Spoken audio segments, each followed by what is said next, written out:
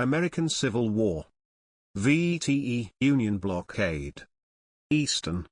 Western. Lower Seaboard. Trans-Mississippi. Pacific Coast. The American Civil War, April 12, 1861, May 26, 1865, also known by other names, was a civil war in the United States between the Union, the North, and the Confederacy, the South, which was formed in 1861 by states that had seceded from the Union. The central conflict leading to war was a dispute over whether slavery should be permitted to expand into the Western territories, leading to more slave states, or be prohibited from doing so, which many believed would place slavery on a course of ultimate extinction. Decades of controversy over slavery were brought to a head when Abraham Lincoln, who opposed slavery's expansion, won the 1860 presidential election. 7 Southern slave states responded to Lincoln's victory by seceding from the United States and forming the Confederacy. The Confederacy seized U.S. forts and other federal assets within their borders. The war began on April 12, 1861, when the Confederacy bombarded Fort Sumter in South Carolina. A wave of enthusiasm for war swept over North and South, as military recruitment soared.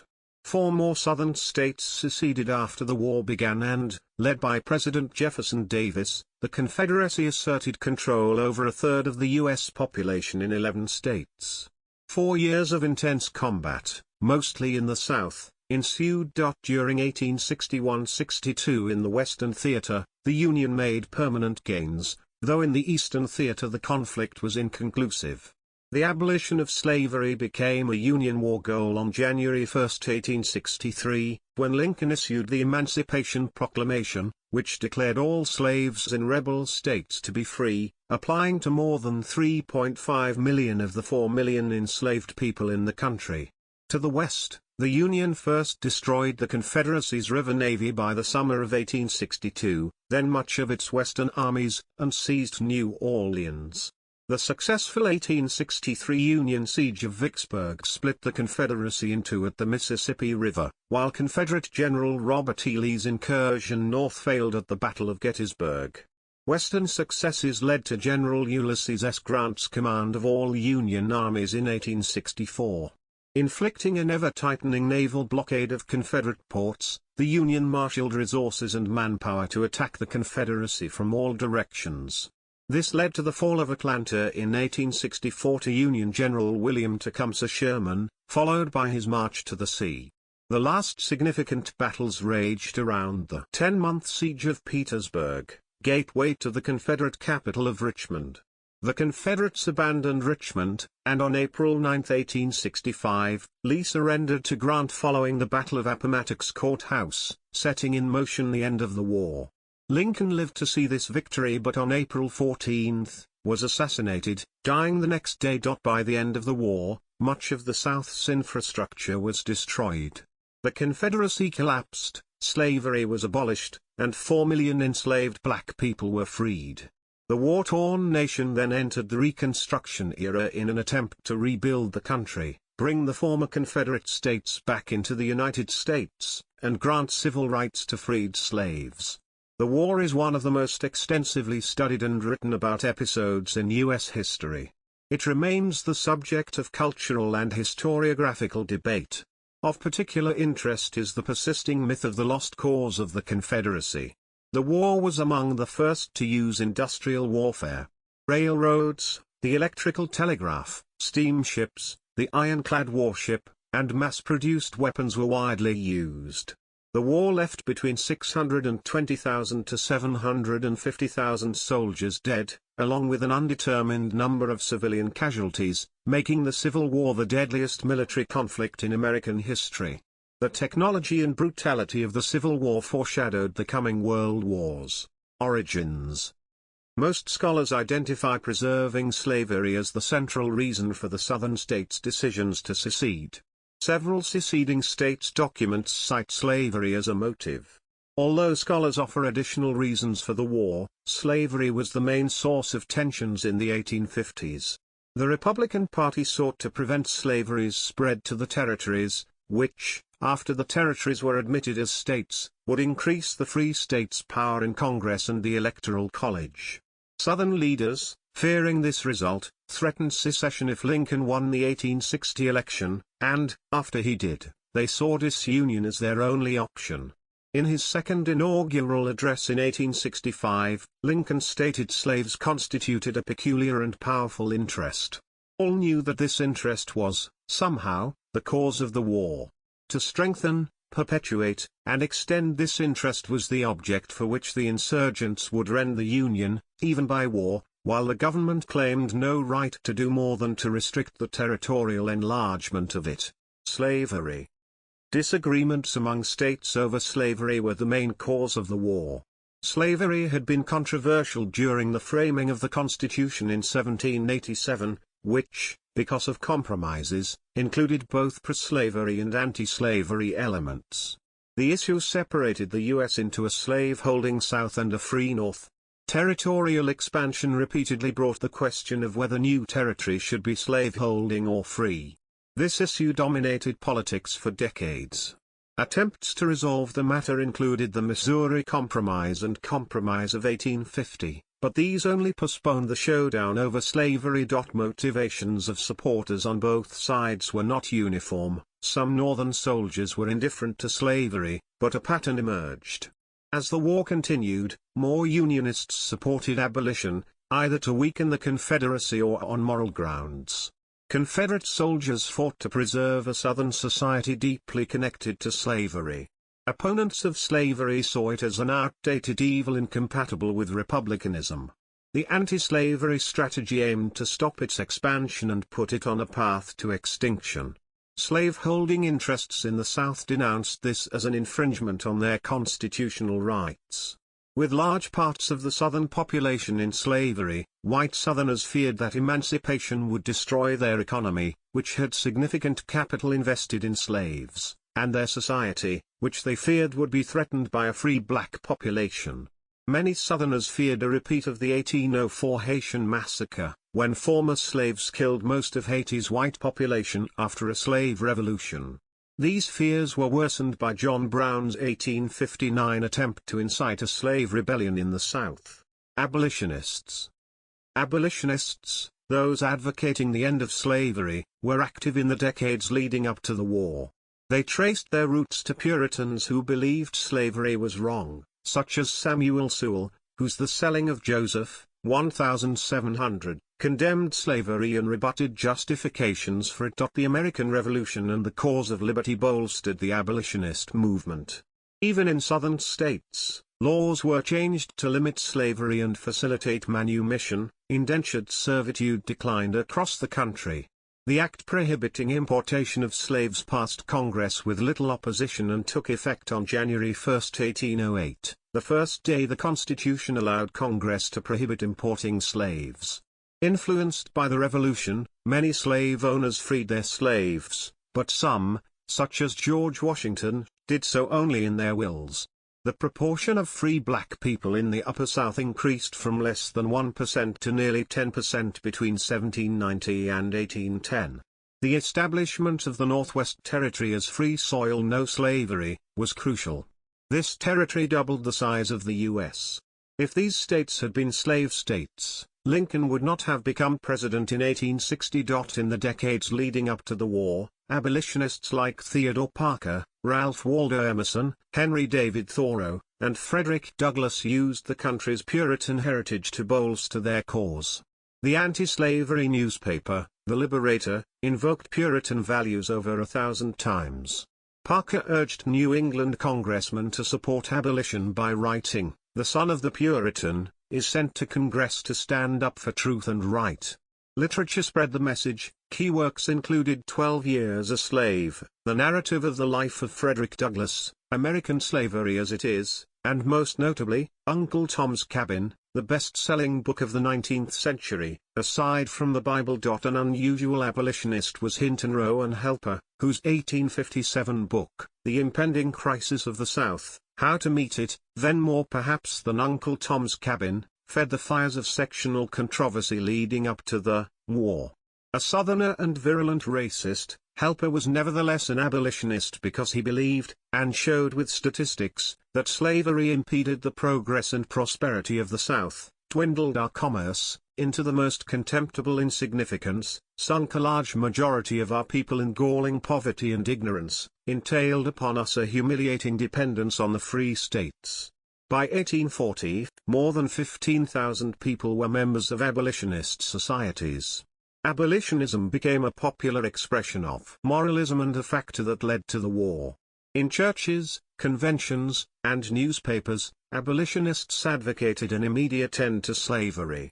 The issue split religious groups. In 1845, the Baptists split over slavery into the Northern Baptists and Southern Baptists. Abolitionist sentiment was not solely moral. The Whig Party opposed slavery, viewing it as against capitalism and the free market.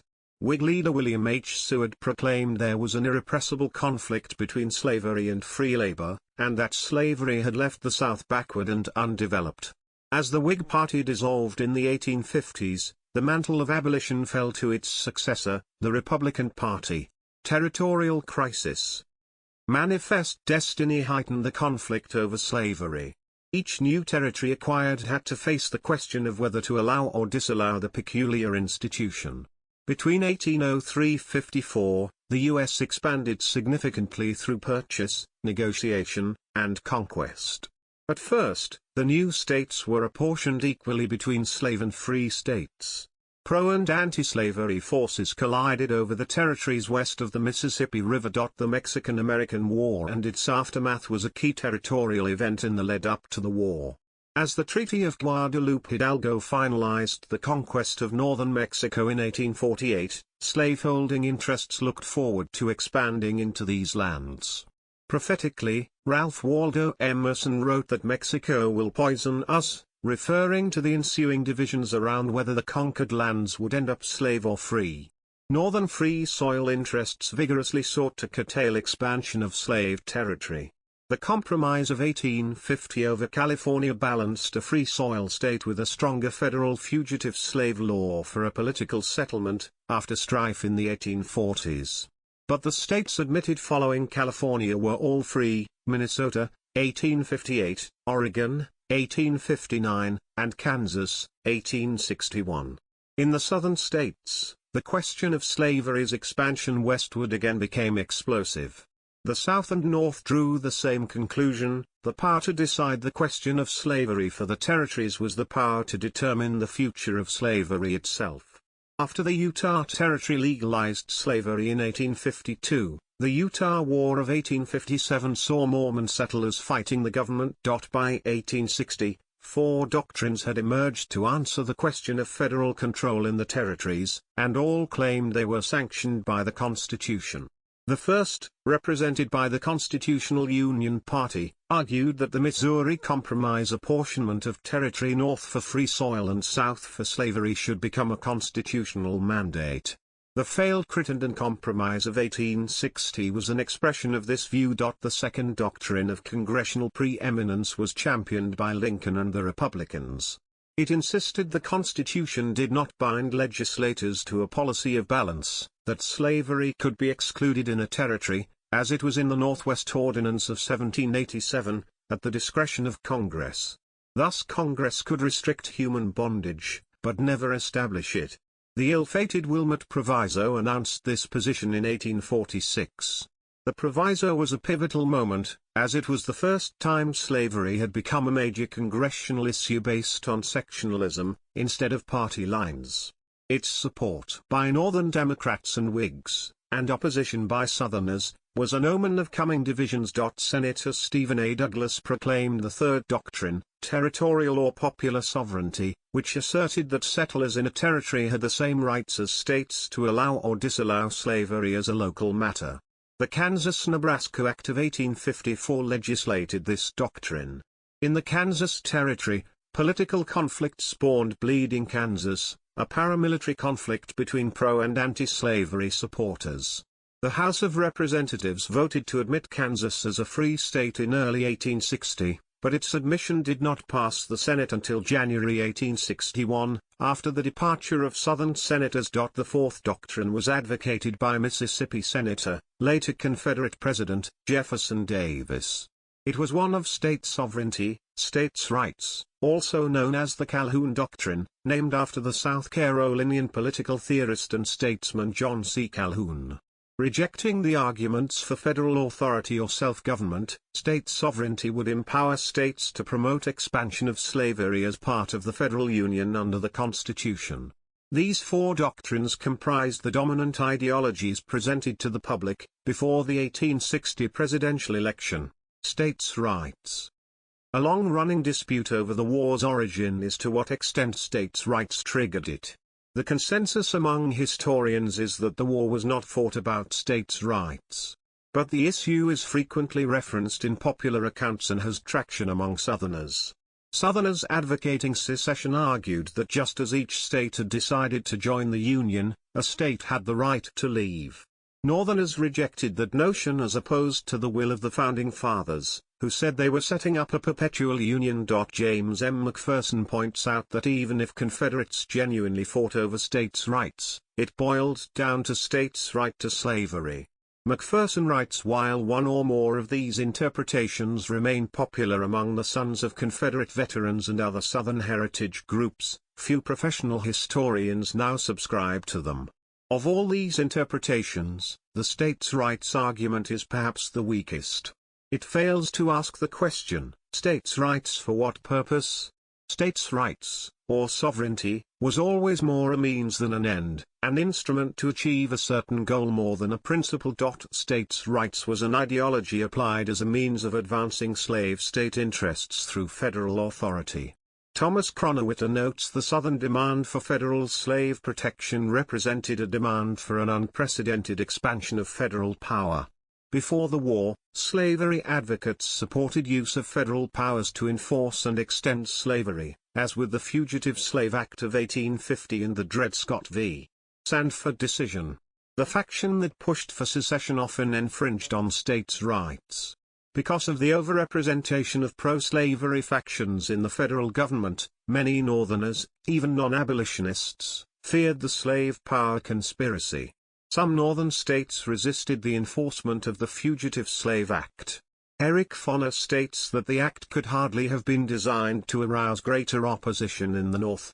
It overrode state and local laws, and commanded individual citizens to assist, when called upon, in capturing runaways. It certainly did not reveal, on the part of slaveholders, sensitivity to states' rights. According to Paul Finkelman, the Southern states mostly complained that the Northern states were asserting their states' rights and that the national government was not powerful enough to counter these Northern claims. The Confederate Constitution federally required slavery to be legal in all Confederate states and claimed territories. Sectionalism. Sectionalism resulted from the different economies, social structure, customs, and political values of the North and South.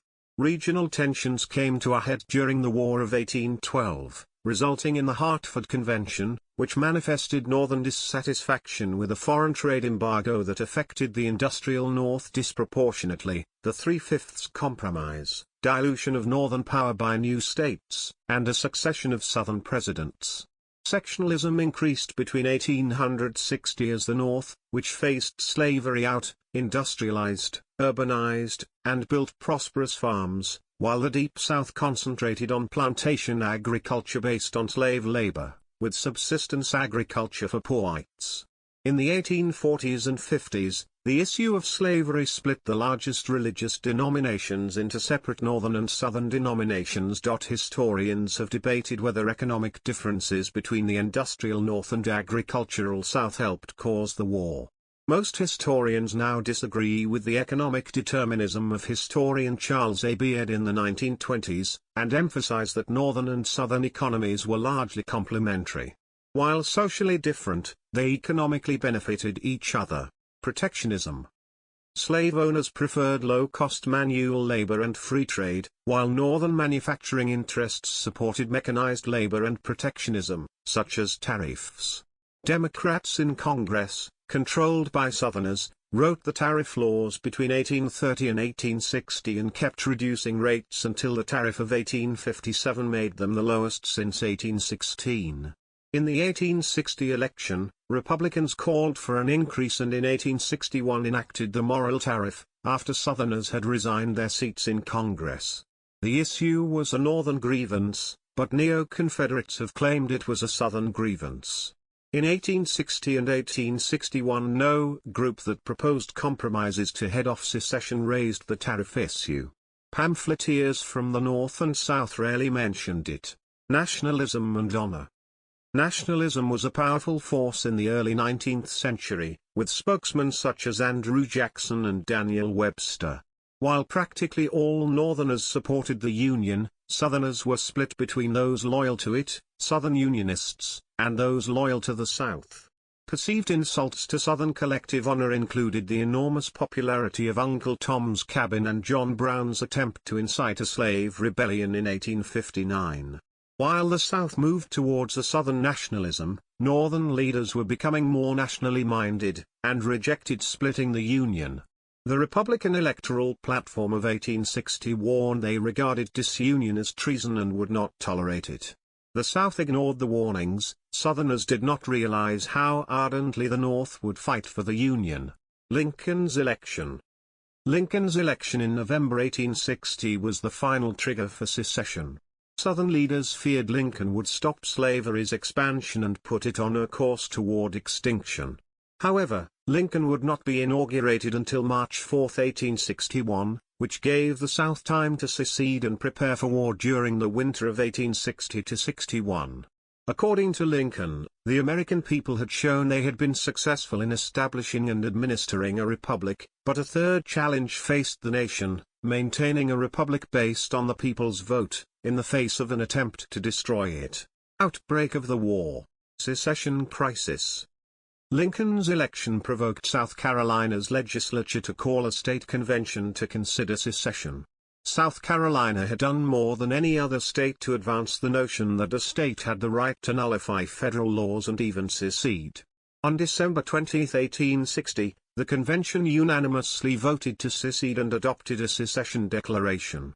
It argued for states' rights for slave owners but complained about states' rights in the North in the form of resistance to the Federal Fugitive Slave Act, claiming that Northern states were not fulfilling their obligations to assist in the return of fugitive slaves.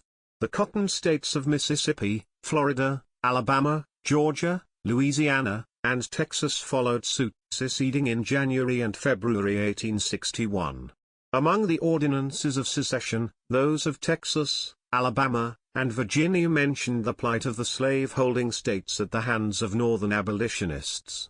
The rest made no mention of slavery but were brief announcements by the legislatures of the dissolution of ties to the Union. However, at least four, South Carolina, Mississippi, Georgia, and Texas, provided detailed reasons for their secession, all blaming the movement to abolish slavery and its influence over the North. Southern states believed that the Fugitive Slave Clause made slaveholding a constitutional right. These states agreed to form a new federal government, the Confederate States of America, on February 4, 1861. They took control of federal forts and other properties within their boundaries, with little resistance from outgoing President James Buchanan, whose term ended on March 4. Buchanan said the Dred Scott decision was proof the Southern states had no reason to secede and that the Union was intended to be perpetual. He added, however, that the power by force of arms to compel a state to remain in the Union was not among the enumerated powers granted to Congress. A quarter of the U.S. Army, the Texas garrison, was surrendered in February to state forces by its general, David E. Twiggs, who joined the Confederacy. As Southerners resigned their Senate and House seats, Republicans could pass projects that had been blocked. These included the Morrill Tariff, land grant colleges, a Homestead Act, a transcontinental railroad, the National Bank Act, authorization of United States notes by the Legal Tender Act of 1862, and the end of slavery in the District of Columbia. The Revenue Act of 1861 introduced income tax to help finance the war. In December 1860, the Crittenden Compromise was proposed to re-establish the Missouri Compromise line, by constitutionally banning slavery in territories to the north of it, while permitting it to the south. The compromise would likely have prevented secession, but Lincoln and the Republicans rejected it. Lincoln stated that any compromise that would extend slavery would bring down the Union. A February peace conference met in Washington, proposing a solution similar to the compromise. It was rejected by Congress. The Republicans proposed the Corwin Amendment, an alternative, not to interfere with slavery where it existed, but the South regarded it as insufficient. The remaining 8 slave states rejected pleas to join the Confederacy, following a no vote in Virginia's first secessionist convention on April 4. On March 4, Lincoln was sworn in as president.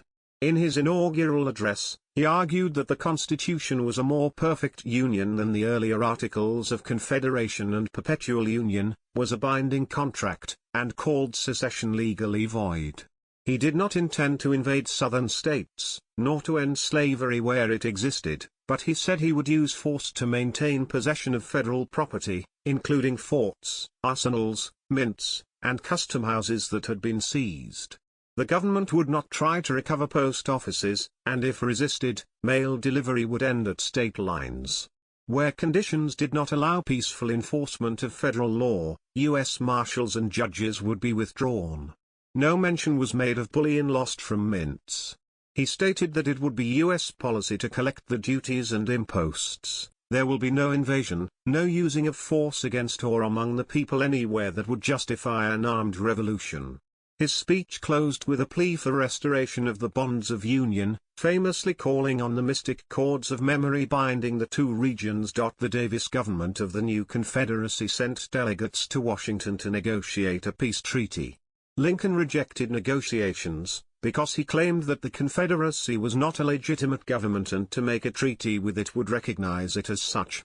Lincoln instead attempted to negotiate directly with the governors of seceded states, whose administrations he continued to recognize. Complicating Lincoln's attempts to defuse the crisis was Secretary of State William H. Seward, who had been Lincoln's rival for the Republican nomination.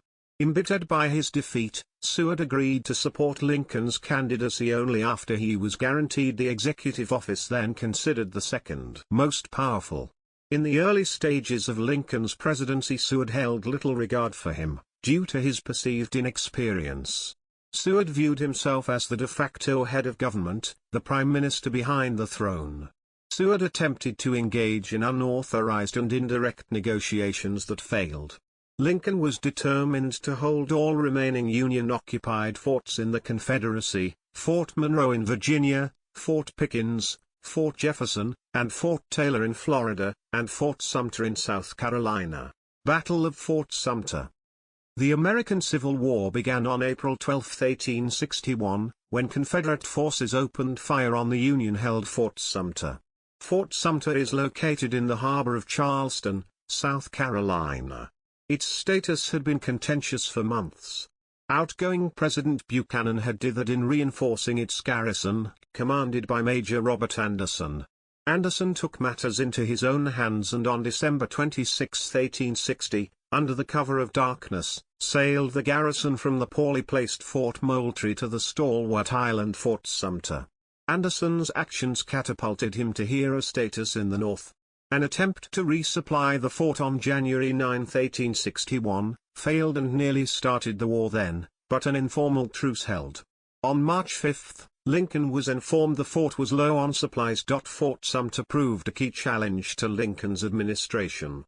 Back-channel dealing by Seward with the Confederates undermined Lincoln's decision-making. Seward wanted to pull out. But a firm hand by Lincoln tamed Seward, who a staunch Lincoln ally. Lincoln decided holding the fort, which would require reinforcing it, was the only workable option. On April 6, Lincoln informed the governor of South Carolina that a ship with food but no ammunition would attempt to supply the fort. Historian Macpherson describes this win-win approach as the first sign of the mastery that would mark Lincoln's presidency. The Union would win if it could resupply and hold the fort, and the South would be the aggressor if it opened fire on an unarmed ship supplying starving men. An April 9 Confederate cabinet meeting resulted in Davis ordering General P.G.T. Beauregard to take the fort before supplies reached it. At 4:30 a.m. on April 12, Confederate forces fired the first of 4,000 shells at the fort. It fell the next day. The loss of Fort Sumter lit a patriotic fire under the North. On April 15, Lincoln called on the states to field 75,000 volunteer troops for 90 days. Impassioned Union states met the quotas quickly. On May 3, 1861, Lincoln called for an additional 42,000 volunteers for 3 years. Shortly after this, Virginia, Tennessee, Arkansas, and North Carolina seceded and joined the Confederacy. To reward Virginia, the Confederate capital was moved to Richmond. Attitude of the border states. Maryland, Delaware, Missouri, and Kentucky were slave states whose people had divided loyalties to Northern and Southern businesses and family members.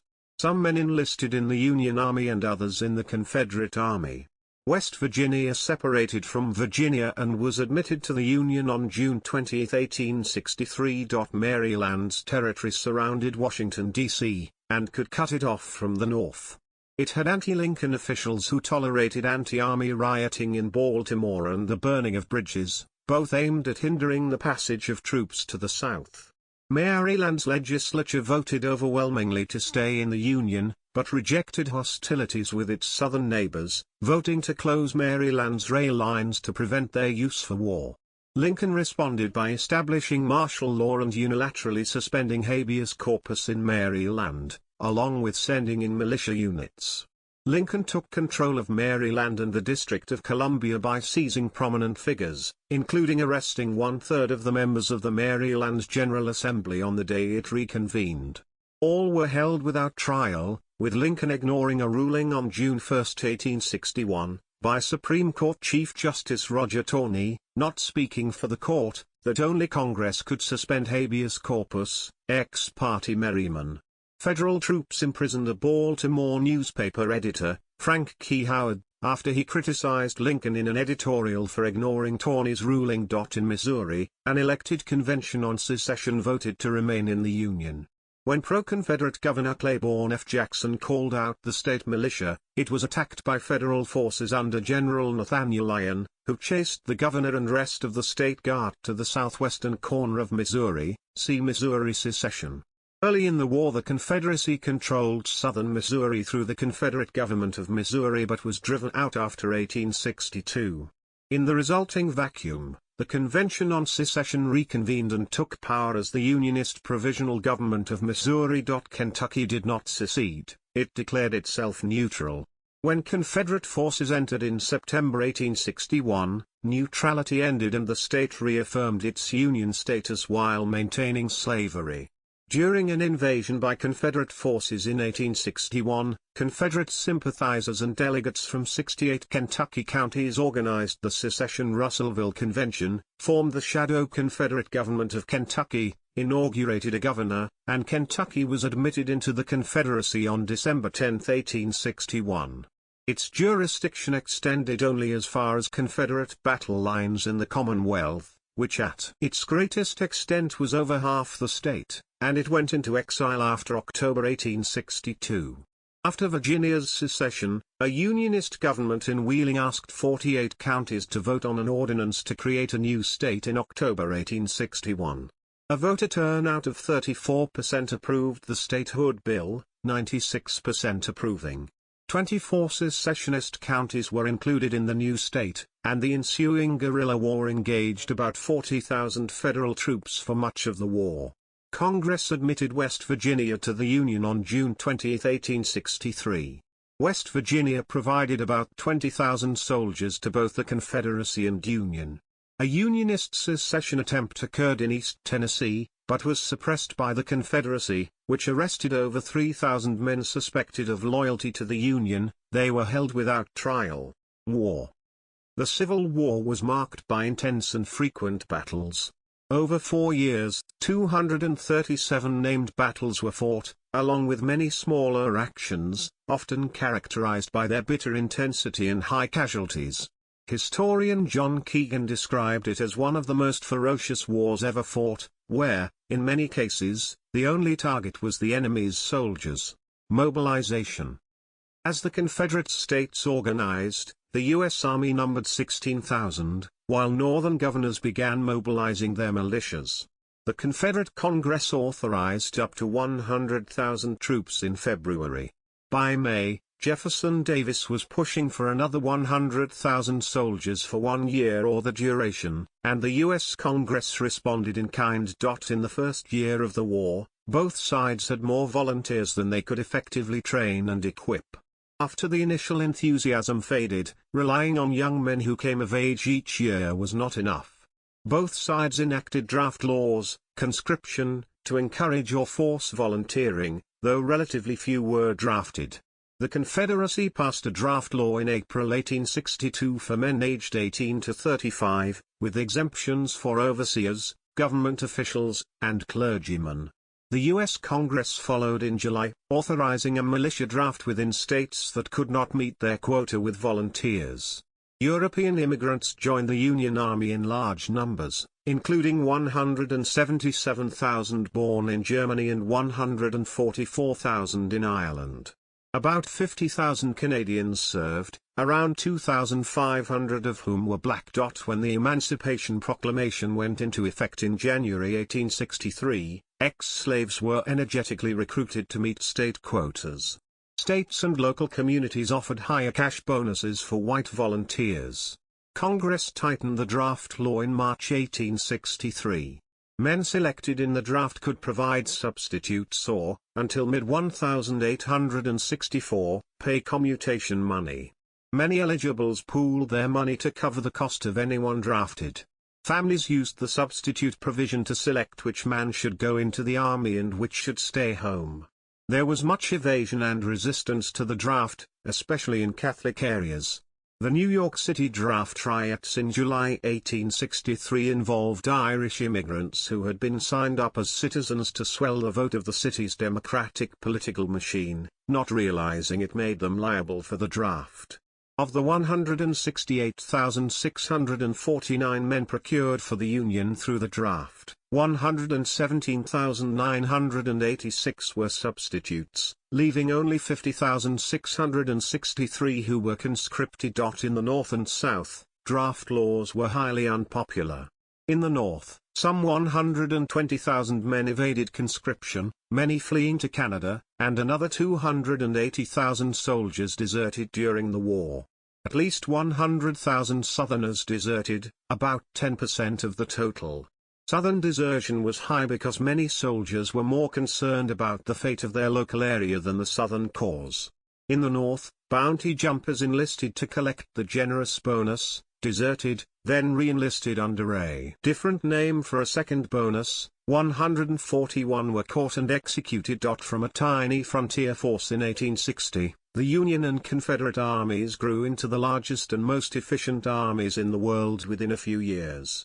Some European observers at the time dismissed them as amateur and unprofessional, but historian John Keegan concluded that each outmatched the French, Prussian, and Russian armies, and without the Atlantic, could have threatened any of them with defeat. Prisoners. At the war's start, a parole system operated, under which captives agreed not to fight until exchanged. They were held in camps run by their army, paid, but not allowed to perform any military duties. The system of exchanges collapsed in 1863 when the Confederacy refused to exchange black prisoners. After that, about 56,000 of the 409,000 POWs died in prisons, accounting for 10% of the conflict's fatalities. Women.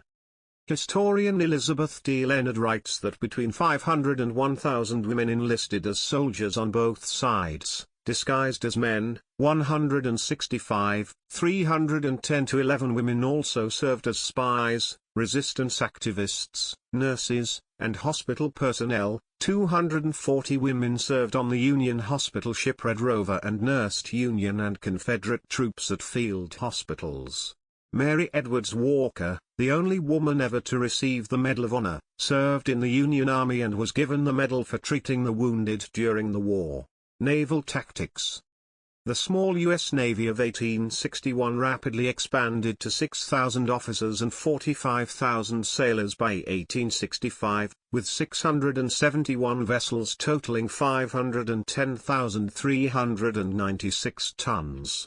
Its mission was to blockade Confederate ports, control the river system, defend against Confederate raiders on the high seas, and be ready for a possible war with the British Royal Navy.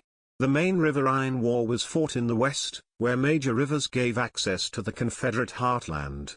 The U.S. Navy eventually controlled the Red Tennessee, Cumberland, Mississippi, and Ohio rivers. In the east, the Navy shelled Confederate forts and supported coastal army operations. The Civil War occurred during the early stages of the Industrial Revolution, leading to naval innovations, notably the ironclad warship. The Confederacy, recognizing the need to counter the Union's naval superiority, built or converted over 130 vessels, including 26 ironclads. Despite efforts, Confederate ships were largely unsuccessful against Union ironclads. The Union Navy used timberclads, tinclads, and armored gunboats. Shipyards in Cairo, Illinois, and St. Louis built or modified steamboats. The Confederacy experimented with the submarine CSS Hunley, which was not successful, and with the ironclad CSS Virginia, rebuilt from the sunken Union ship Merrimac. On March 8, 1862, Virginia inflicted significant damage on the Union's wooden fleet, but the next day, the first Union ironclad, USS Monitor, arrived to challenge it in the Chesapeake Bay. The resulting 3-hour Battle of Hampton Roads was a draw, proving ironclads were effective warships. The Confederacy scuttled the Virginia to prevent its capture, while the Union built many copies of the Monitor. The Confederacy's efforts to obtain warships from Great Britain failed, as Britain had no interest in selling warships to a nation at war with a stronger enemy and feared souring relations with the U.S. Union blockade. By early 1861, General Winfield Scott had devised the Anaconda Plan to win the war with minimal bloodshed, calling for a blockade of the Confederacy to suffocate the South into surrender. Lincoln adopted parts of the plan but opted for a more active war strategy. In April 1861, Lincoln announced a blockade of all southern ports. Commercial ships could not get insurance, ending regular traffic. The South blundered by embargoing cotton exports before the blockade was fully effective. By the time they reversed this decision, it was too late. King Cotton was dead, as the South could export less than 10% of its cotton. The blockade shut down the 10 Confederate seaports with railheads that moved almost all the cotton. By June 1861, warships were stationed off the principal southern ports, and a year later nearly 300 ships were in service. Blockade runners. The Confederates began the war short on military supplies, which the agrarian South could not produce. Northern arms manufacturers were restricted by an embargo, ending existing and future contracts with the South. The Confederacy turned to foreign sources, connecting with financiers and companies like S. Isaac, Campbell and Company and the London Armoury Company in Britain, becoming the Confederacy's main source of arms. To transport arms safely to the Confederacy, British investors built small, fast, steam-driven blockade runners that traded arms and supplies from Britain, through Bermuda, Cuba, and the Bahamas in exchange for high-priced cotton. Many were lightweight and designed for speed, only carrying small amounts of cotton back to England. When the Union Navy seized a blockade runner, the ship and cargo were condemned as a prize of war and sold, with proceeds given to the Navy sailors. The captured crewmen, mostly British, were released. Economic impact. The Southern economy nearly collapsed during the war due to multiple factors: severe food shortages, failing railroads, loss of control over key rivers, foraging by Northern armies, and the seizure of animals and crops by Confederate forces. Historians agree the blockade was a major factor in ruining the Confederate economy. However, Wise argues blockade runners provided enough of a lifeline to allow Lee to continue fighting for additional months, thanks to supplies like 400,000 rifles, lead, blankets, and boots that the home front economy could no longer supply. Serdom contends that the blockade was a powerful weapon that eventually ruined the Southern economy, costing few lives in combat. The Confederate cotton crop became nearly useless, cutting off the Confederacy's primary income source. Critical imports were scarce, and coastal trade largely ended as well. The blockade's success was not measured by the few ships that slipped through but by the thousands that never tried. European merchant ships could not get insurance and were too slow to evade the blockade, so they stopped calling at Confederate ports. To fight an offensive war, the Confederacy purchased arms in Britain and converted British-built ships into commerce raiders. The smuggling of 600,000 arms enabled the Confederacy to fight on for 2 more years, and the commerce raiders targeted U.S. merchant marine ships in the Atlantic and Pacific Oceans. Insurance rates soared, and the American flag virtually disappeared from international waters, though reflagging ships with European flags allowed them to continue operating unmolested. After the war, the U.S. government demanded Britain compensated for the damage caused by blockade runners and raiders outfitted in British ports. Britain paid the U.S. $15 million in 1871, but only for commerce raiding. Dinsollen argues that another outcome of the blockade was the rise of oil as a prominent commodity. The declining whale oil industry took a blow as many old whaling ships were used in blockade efforts, such as the Stone Fleet, and Confederate raiders harassed Union whalers. Oil products, especially kerosene, began replacing whale oil in lamps, increasing oil's importance long before it became fuel for combustion engines. Diplomacy. Although the Confederacy hoped Britain and France would join them against the Union, this was never likely, so they sought to bring them in as mediators. The Union worked to block this and threatened war if any country recognized the Confederacy. In 1861, Southerners voluntarily embargoed cotton shipments, hoping to start an economic depression in Europe that would force Britain to enter the war, but this failed. Worse, Europe turned to Egypt and India for cotton, which they found superior, hindering the South's post-war recovery. Cotton diplomacy proved a failure as Europe had a surplus of cotton, while the 1860–62 crop failures in Europe made the North's grain exports critically important. It also helped turn European opinion against the Confederacy. It was said that King Corn was more powerful than King Cotton, as U.S. grain went from a quarter to almost half of British imports.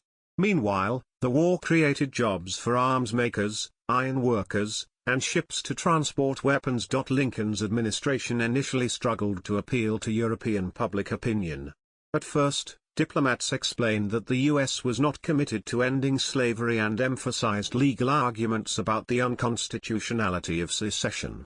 Confederate representatives, however, focused on their struggle for liberty, commitment to free trade, and the essential role of cotton in the European economy.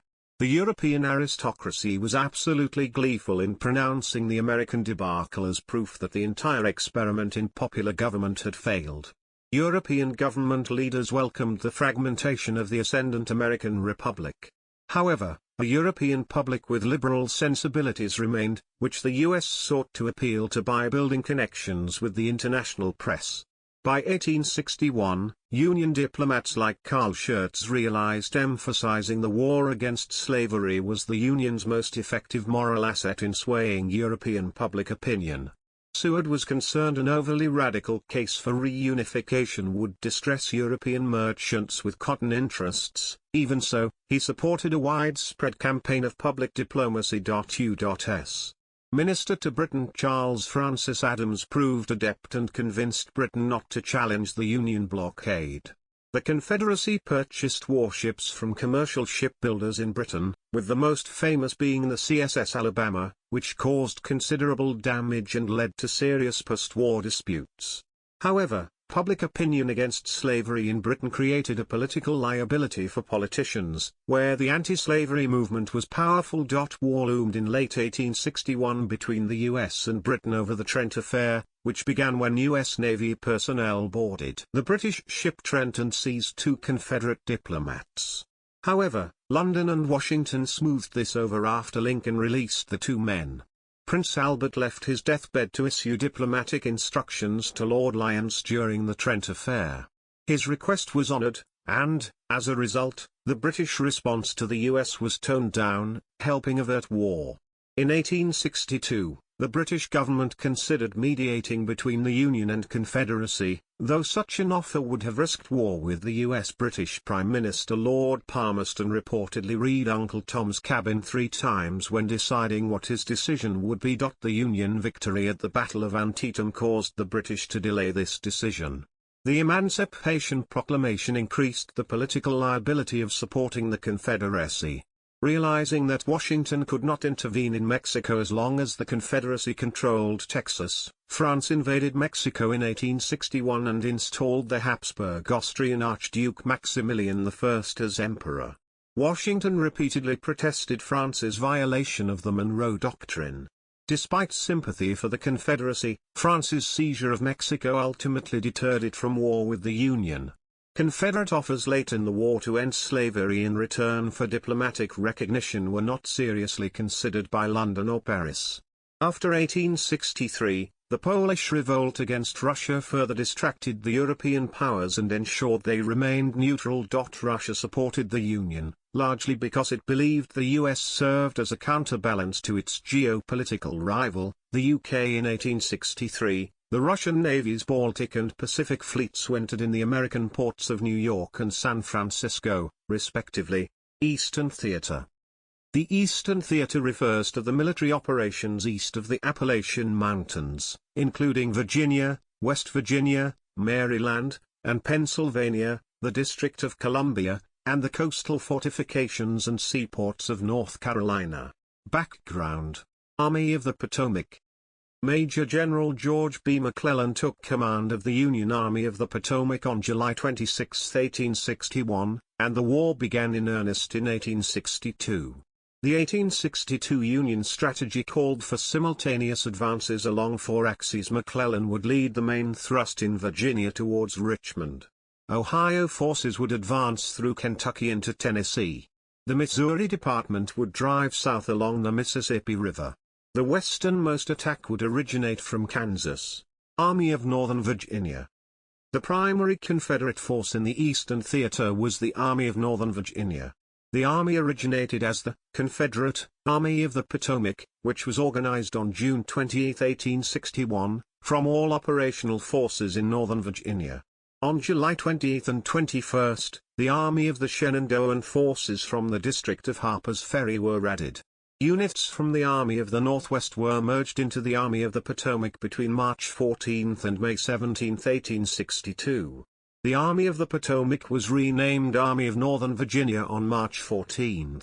The Army of the Peninsula was merged into it on April 12, 1862. When Virginia declared its secession in April 1861, Robert E. Lee chose to follow his home state, despite his desire for the country to remain intact and an offer of a senior Union command. Lee's biographer, Douglas S. Freeman, asserts that the Army received its final name from Lee when he issued orders assuming command on June 1, 1862. However, Freeman does admit that Lee corresponded with Brigadier General Joseph E. Johnston, his predecessor in Army command, before that date and referred to Johnston's command as the Army of Northern Virginia. Part of the confusion results from the fact Johnston commanded the Department of Northern Virginia as of October 22, 1861, and the name Army of Northern Virginia can be seen as an informal consequence of its parent department's name. Jefferson Davis and Johnston did not adopt the name, but it is clear the organization of units as of March 14 was the same organization that Lee received on June 1, and thus it is generally referred to today as the Army of Northern Virginia, even if that is correct only in retrospect. On July 4 at Harper's Ferry, Colonel Thomas J. Jackson assigned Jeb Stuart to command all the cavalry companies of the Army of the Shenandoah. He eventually commanded the Army of Northern Virginia's cavalry. Battles. In July 1861, in of the first highly visible battles, Union troops under the command of Major General Irvin McDowell attacking Confederate forces led by Beauregard near Washington were repulsed at the First Battle of Bull Run. The Union had the upper hand at first, nearly pushing Confederate forces holding a defensive position into a rout, but Confederate reinforcements under Joseph E. Johnston arrived from the Shenandoah Valley by railroad, and the course of the battle quickly changed. A brigade of Virginians under the relatively unknown Brigadier General from the Virginia Military Institute, Thomas J. Jackson, stood its ground, which resulted in Jackson's receiving his famous nickname, Stonewall. Upon the urging of Lincoln to begin offensive operations, McClellan attacked Virginia in the spring of 1862 by way of the peninsula between the York River and James River, southeast of Richmond. McClellan's army reached the gates of Richmond in the Peninsula Campaign. Also in the spring of 1862, in the Shenandoah Valley, Stonewall Jackson led his Valley Campaign. Audaciously employing rapid, unpredictable movements on interior lines, Jackson's 17,000 troops marched 646 miles, 1,040 kilometers, in 48 days and won minor battles as they successfully engaged three Union armies, 52,000 men, including those of Nathaniel P. Banks and John C. Fremont, preventing them from reinforcing the Union offensive against Richmond. The swiftness of Jackson's men earned them the nickname of Foot Cavalry. Johnston halted McClellan's advance at the Battle of Seven Pines, but he was wounded in the battle, and Robert E. Lee assumed his position of command. Lee and top subordinates James Longstreet and Stonewall Jackson defeated McClellan in the 7 days' battles and forced his retreat. The Northern Virginia campaign, which included the Second Battle of Bull Run, ended in yet another victory for the South. McClellan resisted General-in-Chief Halleck's orders to send reinforcements to John Pope's Union Army of Virginia, which made it easier for Lee's Confederates to defeat twice the number of combined enemy troops. Emboldened by Second Bull Run, the Confederacy made its first invasion of the North with the Maryland Campaign. Lee led 45,000 troops of the Army of Northern Virginia across the Potomac River into Maryland on September 5. Lincoln then restored Pope's troops to McClellan. McClellan and Lee fought at the Battle of Antietam near Sharpsburg, Maryland, on September 17, 1862, the bloodiest single day in U.S. military history. Lee's army, checked at last, returned to Virginia before McClellan could destroy it. Antietam is considered a Union victory because it halted Lee's invasion of the North and provided an opportunity for Lincoln to announce his Emancipation Proclamation. When the cautious McClellan failed to follow up on Antietam, he was replaced by Major General Ambrose Burnside. Burnside was defeated at the Battle of Fredericksburg on December 13, 1862, when more than 12,000 Union soldiers were killed or wounded during futile frontal assaults against Marye's Heights. After the battle, Burnside was replaced by Major General Joseph Hooker. Hooker, too, proved unable to defeat Lee's army, despite outnumbering the Confederates by more than 2-1. His Chancellorsville campaign proved ineffective, and he was humiliated in the Battle of Chancellorsville in May 1863. Chancellorsville is known as Lee's perfect battle because his risky decision to divide his army in the presence of a much larger enemy force resulted in a significant Confederate victory. Stonewall Jackson was shot in the left arm and right hand by friendly fire during the battle. The arm was amputated, but he died of pneumonia. Lee famously said, "He has lost his left arm, but I have lost my right arm." The fiercest fighting of the battle, and the second bloodiest day of the Civil War, occurred on May 3 as Lee launched multiple attacks against the Union position at Chancellorsville. That same day, John Sedgwick advanced across the Rappahannock River, defeated the small Confederate force at Marye's Heights in the Second Battle of Fredericksburg, and then moved to the west. The Confederates fought a successful delaying action at the Battle of Salem Church. General Hooker was replaced by Major General George Meade during Lee's second invasion of the North, in June. Meade defeated Lee at the Battle of Gettysburg, July 1863. This was the bloodiest battle and has been called the war's turning point. Pickett's charge on July 3 is considered the high-water mark of the Confederacy because it signaled the collapse of serious Confederate threats of victory. Lee's army suffered 28,000 casualties, versus Meade's 23,000. Western Theater. The Western Theater refers to military operations between the Appalachian Mountains and the Mississippi River, including Alabama, Georgia, Florida, Mississippi, North Carolina, Kentucky, South Carolina, Tennessee, and parts of Louisiana. Background: Army of the Tennessee and Army of the Cumberland. The primary Union forces in this theater were the Army of the Tennessee and Army of the Cumberland, named for the two rivers, Tennessee River and Cumberland River. After Meade's inconclusive fall campaign, Lincoln turned to the Western Theater for new leadership. At the same time, the Confederate stronghold of Vicksburg surrendered, giving the Union control of the Mississippi River, permanently isolating the Western Confederacy, and producing the new leader Lincoln needed, Ulysses S. Grant. Army of Tennessee. The primary Confederate force in the Western Theater was the Army of Tennessee.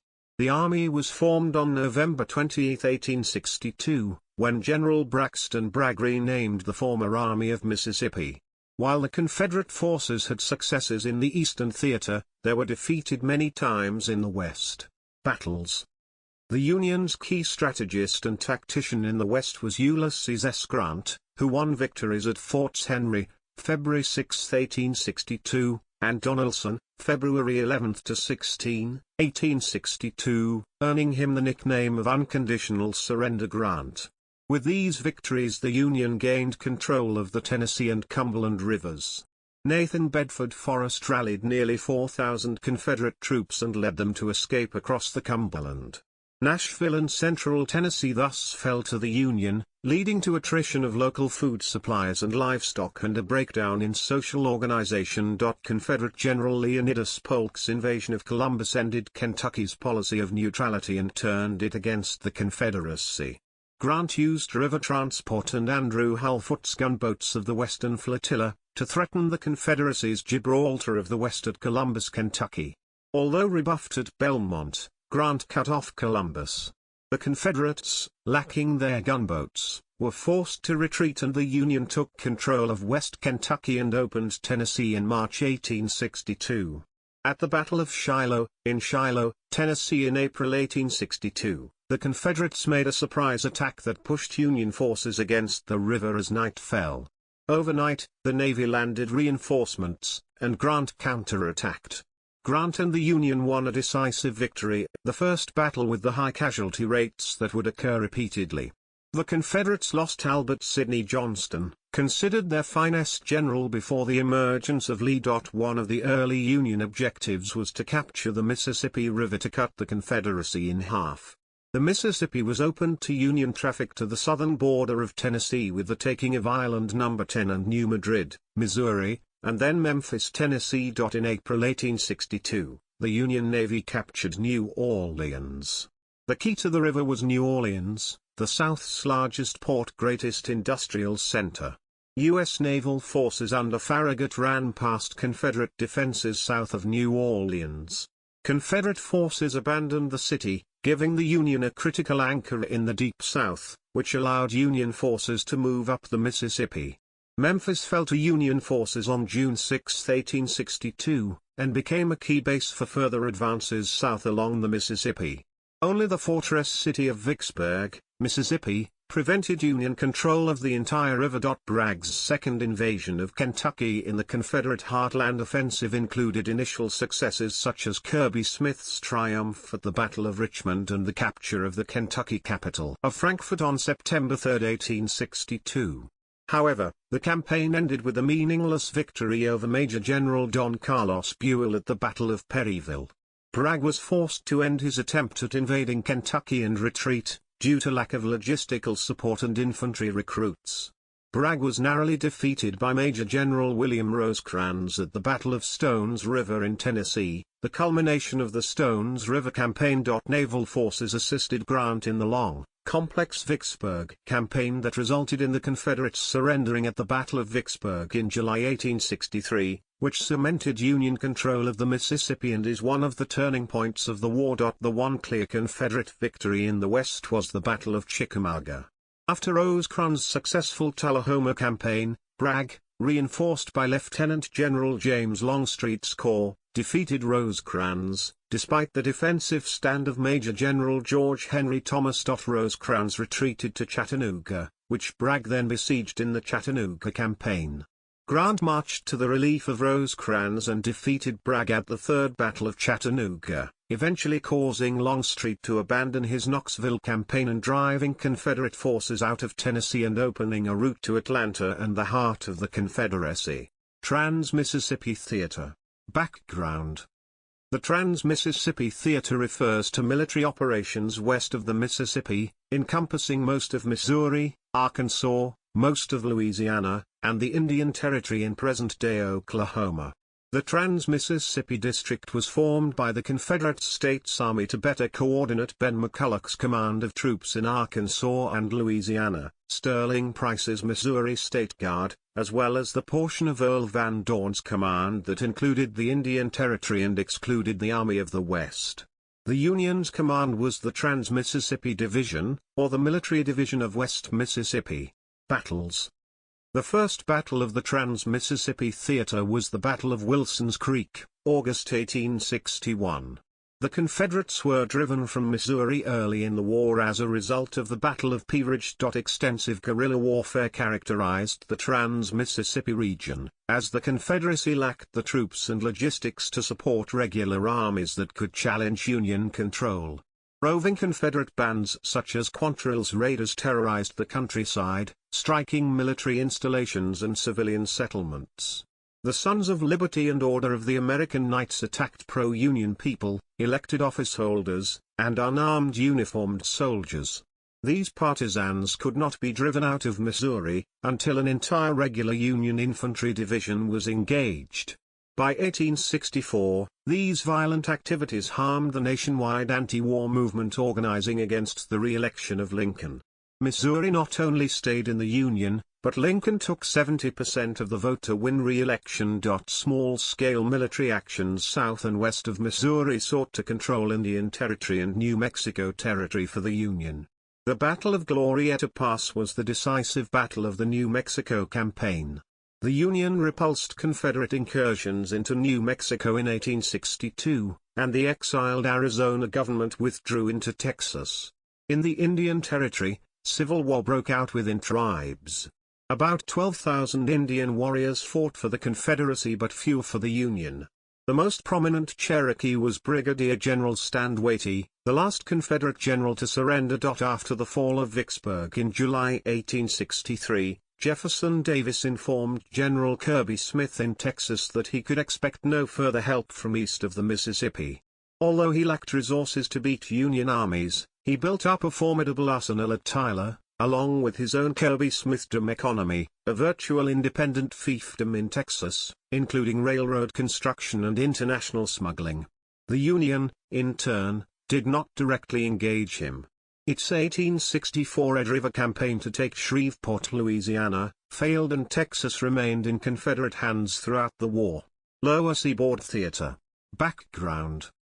The Lower Seaboard Theater refers to military and naval operations that occurred near the coastal areas of the southeast as well as the southern part of the Mississippi. Union naval activities were dictated by the Anaconda Plan. Battles. One of the earliest battles was fought at Port Royal Sound, November 1861, south of Charleston.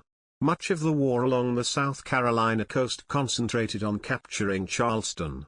In attempting to capture Charleston, the Union military tried two approaches: by land over James or Morris Islands or through the harbor. However, the Confederates were able to drive back each attack. A famous land attack was the Second Battle of Fort Wagner, in which the 54th Massachusetts Infantry took part. The Union suffered a serious defeat, losing 1,515 soldiers while the Confederates lost only 174. However, the 54th was hailed for its valor, which encouraged the general acceptance of the recruitment of African American soldiers into the Union Army, which reinforced the Union's numerical advantage. Fort Pulaski on the Georgia coast was an early target for the Union Navy. Following the capture of Port Royal, an expedition was organized with engineer troops under the command of Captain Quincy A. Gilmore, forcing a Confederate surrender. The Union Army occupied the fort for the rest of the war after repairing it. In April 1862, a Union naval task force commanded by Commander David D. Porter attacked Forts Jackson and St. Philip, which guarded the river approach to New Orleans from the south. While part of the fleet bombarded the forts, other vessels forced a break in the obstructions in the river and enabled the rest of the fleet to steam upriver to the city. A Union Army force commanded by Major General Benjamin Butler landed near the forts and forced their surrender. Butler's controversial command of New Orleans earned him the nickname Beast. The following year, the Union Army of the Gulf commanded by Major General Nathaniel P. Banks laid siege to Port Hudson for nearly 8 weeks, the longest siege in U.S. military history. The Confederates attempted to defend with the Bayou Teche campaign but surrendered after Vicksburg. These surrenders gave the Union control over the Mississippi. Several small skirmishes but no major battles were fought in Florida. The biggest was the Battle of Olustee in early 1864. Pacific Coast Theater.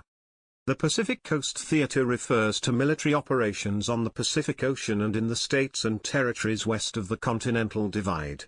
Conquest of Virginia. At the beginning of 1864, Lincoln made Grant commander of all Union armies. Grant made his headquarters with the Army of the Potomac and put Major General William Tecumseh Sherman in command of most of the Western armies. Grant understood the concept of total war and believed, along with Lincoln and Sherman, that only the utter defeat of Confederate forces and their economic base would end the war. This was total war not in killing civilians, but in taking provisions and forage and destroying homes, farms, and railroads, that Grant said would otherwise have gone to the support of secession and rebellion. This policy I believe exercised a material influence in hastening the end. Grant devised a coordinated strategy that would strike at the entire Confederacy from multiple directions. Generals Meade and Benjamin Butler were ordered to move against Lee near Richmond, General Francis Sigel was to attack the Shenandoah Valley, General Sherman was to capture Atlanta and march to the Atlantic Ocean, Generals George Crook and William W. Averill were to operate against railroad supply lines in West Virginia, and Major General Nathaniel P. Banks was to capture Mobile, Alabama. Grant's Overland Campaign. Grant's army set out on the Overland Campaign intending to draw Lee into a defense of Richmond, where they would attempt to pin down and destroy the Confederate army.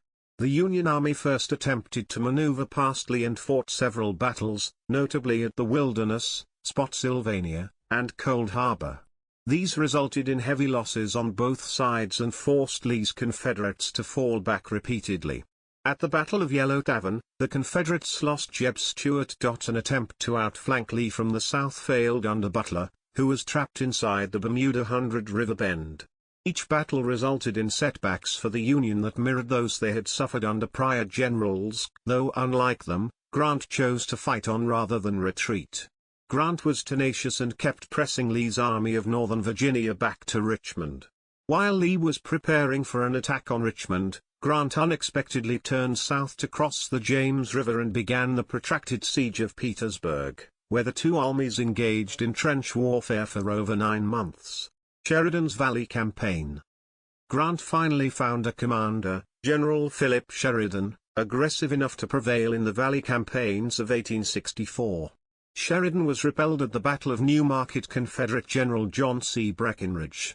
The Battle of New Market was the Confederacy's last major victory and included a charge by teenage VMI cadets. After redoubling his efforts, Sheridan defeated Major General Jubal A. Early in a series of battles, including a decisive defeat at the Battle of Cedar Creek. Sheridan then proceeded to destroy the agricultural base of the Shenandoah Valley, a strategy similar to the tactics Sherman later employed in Georgia. Sherman's march to the sea. Meanwhile, Sherman maneuvered from Chattanooga to Atlanta, defeating Confederate generals Joseph E. Johnston and John Bell Hood. The fall of Atlanta on September 2, 1864, guaranteed the re-election of Lincoln. Hood left the Atlanta area to swing around and menace Sherman's supply lines and invade Tennessee in the Franklin-Nashville campaign. Union Major General John Schofield defeated Hood at the Battle of Franklin, and George H. Thomas dealt Hood a massive defeat at the Battle of Nashville, effectively destroying Hood's army. Leaving Atlanta, and his base of supplies, Sherman's army marched, with no destination set, laying waste to about 20% of the farms in Georgia in his march to the sea. He reached the Atlantic at Savannah, Georgia, in December 1864. Sherman's army was followed by thousands of freed slaves. There were no major battles along the march. Sherman turned north through South Carolina and North Carolina, to approach the Confederate Virginia lines from the south, increasing the pressure on Lee's army. The Waterloo of the Confederacy. Lee's army, thinned by desertion and casualties, was now much smaller than Grant's. One last Confederate attempt to break the Union hold on Petersburg failed at the decisive Battle of Five Forks on April 1. The Union now controlled the entire perimeter surrounding Richmond-Petersburg, completely cutting it off from the Confederacy. Realizing the capital was now lost, Lee's army and the Confederate government were forced to evacuate.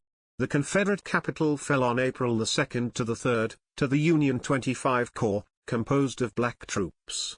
The remaining Confederate units fled west after a defeat at Sailor's Creek on April 6. End of the war. Lee did not intend to surrender, but planned to regroup at Appomattox Station, where supplies were to be waiting, and then continue the war.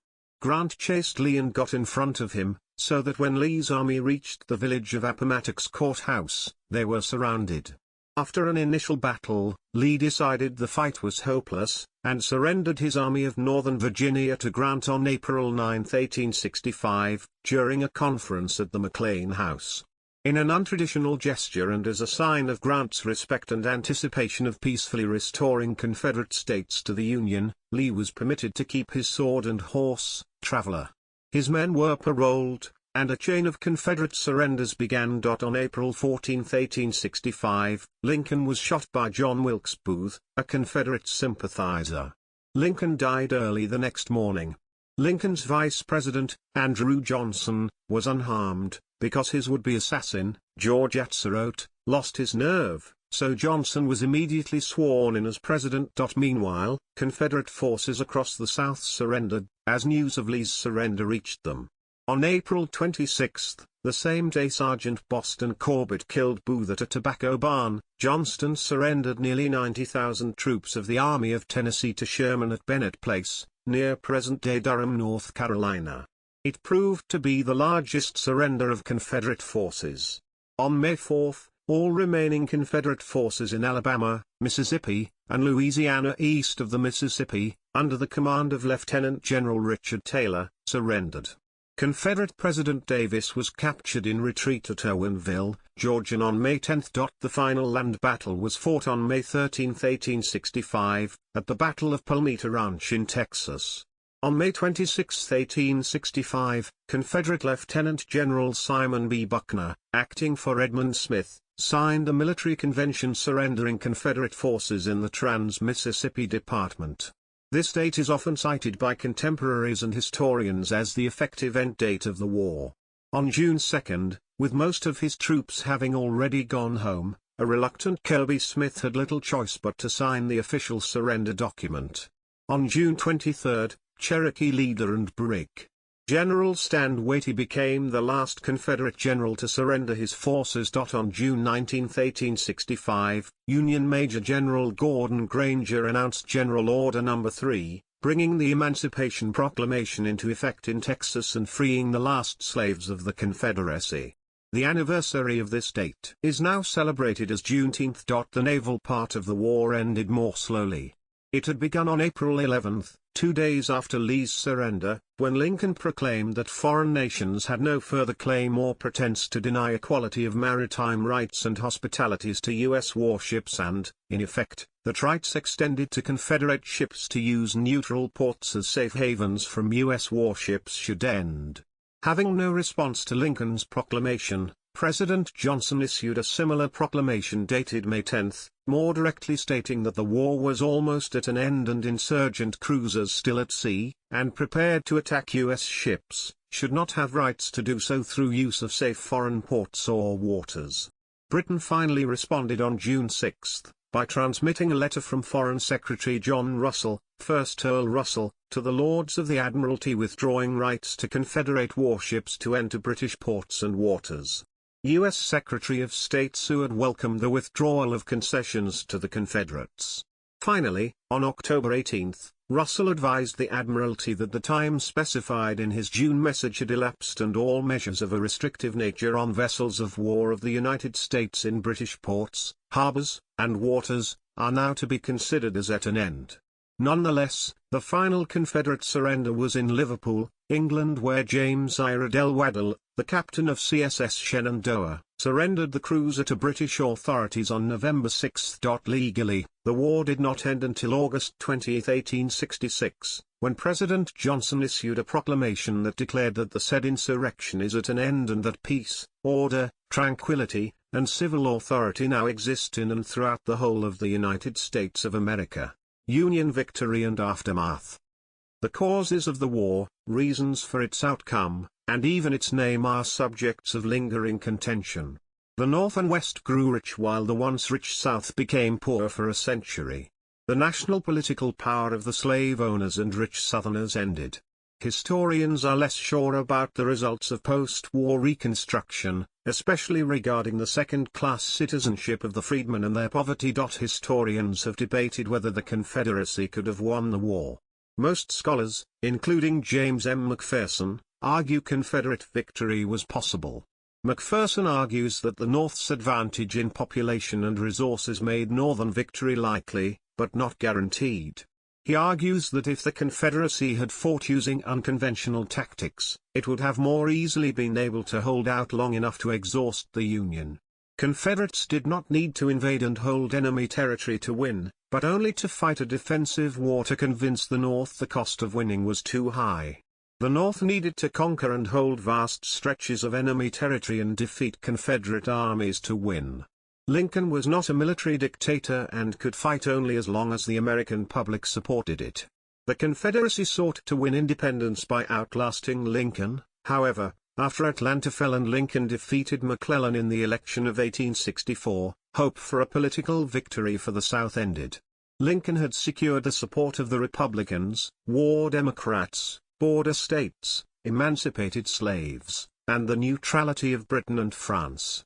By defeating the Democrats and McClellan, he defeated the Copperheads, who had wanted a negotiated peace with the Confederacy. Some scholars argue the Union held an insurmountable long-term advantage over the Confederacy in industrial strength and population.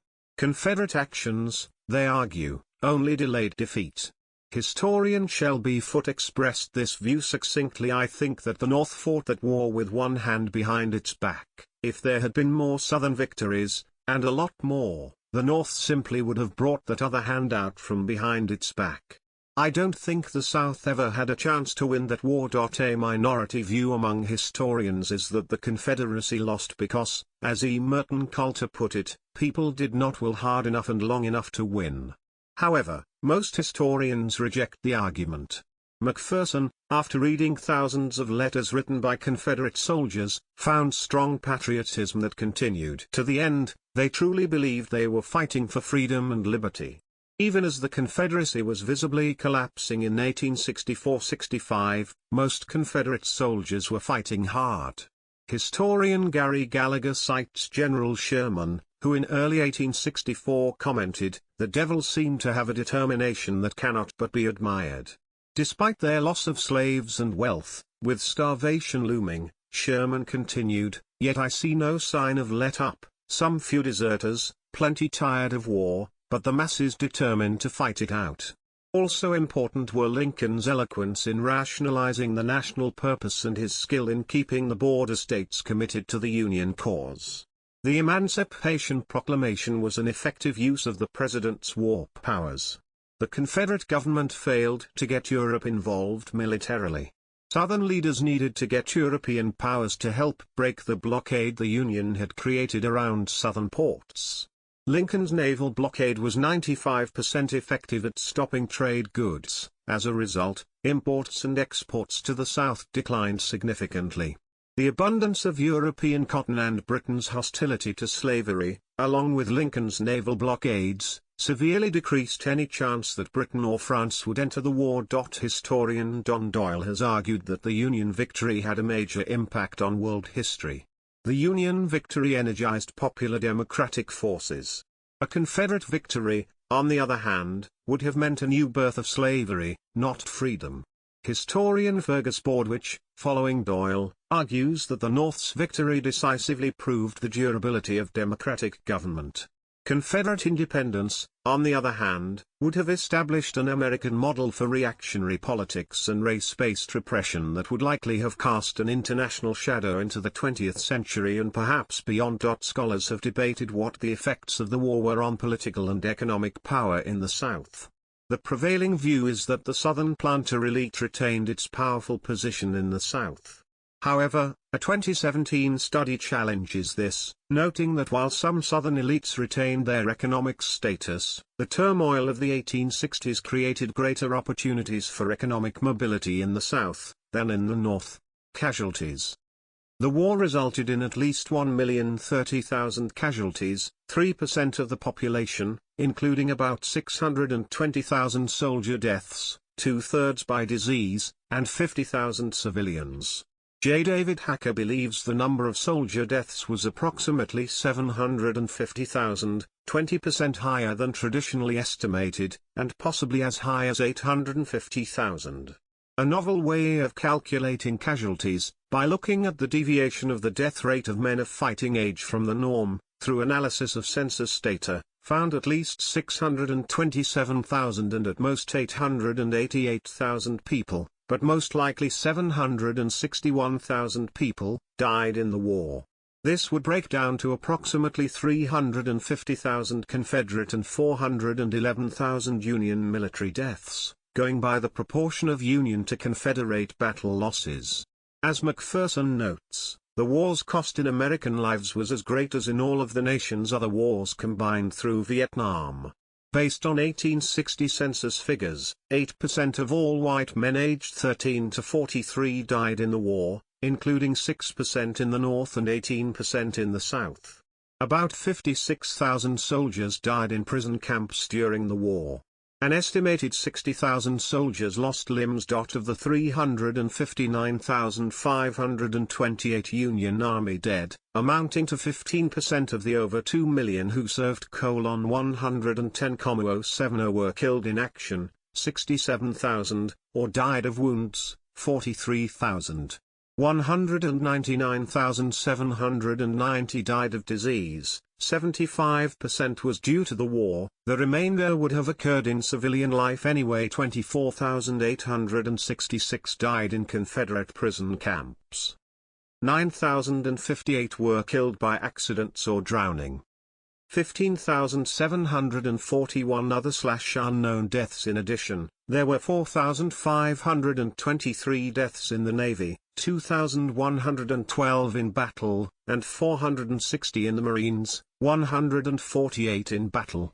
After the Emancipation Proclamation authorized freed slaves to be received into the armed service of the United States, former slaves who escaped from plantations or were liberated by the Union Army, were recruited into the United States Colored Troops regiments of the Union Army, as were black men who had not been slaves.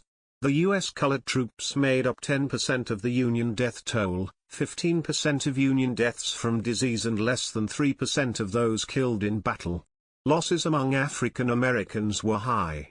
In the last year and a half, and from all reported casualties, approximately 20% of all African Americans enrolled in the military died during the war. Their mortality rate was significantly higher than white soldiers. While 15% of U.S. volunteers and just 9% of white regular Army troops died, 21% of U.S. colored troops died, 16 while the figures of 360,000 Army deaths for the Union and 260,000 for the Confederacy remained commonly cited, they are incomplete. In addition to many Confederate records being missing, partly as a result of Confederate widows not reporting deaths due to being ineligible for benefits, both armies only counted troops who died during their service and not the tens of thousands who died of wounds or diseases after being discharged. This often happened only days or weeks later.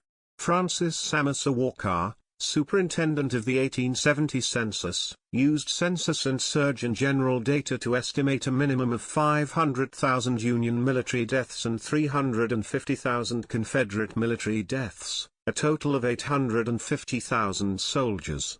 While Walker's estimates were originally dismissed because of the 1870 census's undercounting, it was later found that the census was only off by 6.5% and that the data Walker used would be roughly accurate. Losses were far higher than during the war with Mexico, which saw roughly 13,000 American deaths, including fewer than 2,000 killed in battle, between 1846–48.